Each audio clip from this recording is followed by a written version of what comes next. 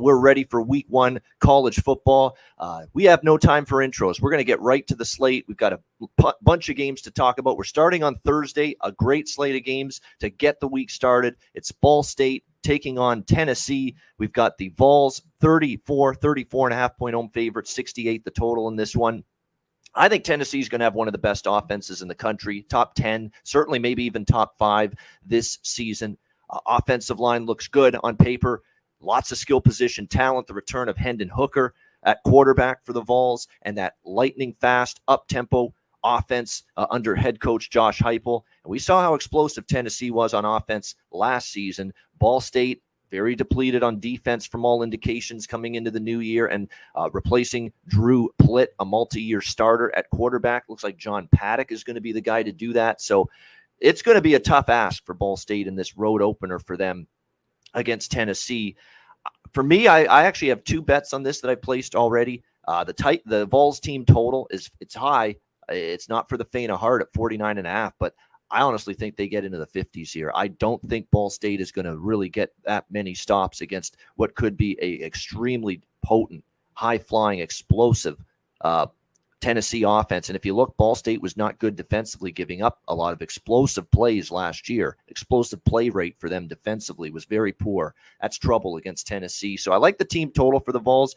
The question for me and why I split it up with Vols team total over and full game over is because I'm worried about Ball State's ability to score if this Tennessee defense is as improved as some people seem to think it could be. So for that reason, I'm splitting it up, team total and full game as far as the over is concerned here. Conor, Mac, what do you think, Ball State, Tennessee? Yeah, I'll be quick here. You mentioned it. Hooker back. That Tennessee offense was unbelievable, especially towards the end of the year. They were phenomenal. The only problem here with this number is massive. Yep. It's week 1. I think they easily get in the 40s, maybe touch 50. Ball State defense, middle of the pack. And offensively, they shouldn't be able to do much. But I think they'll be able to score. This is the big key. Obviously, just week 1 against Ball State, but this Tennessee defense, how good will it be? Because it wasn't very good at times because that offense went up and down and they gave up points. It seemed like those games just flew over the total. So total's high, spread's high.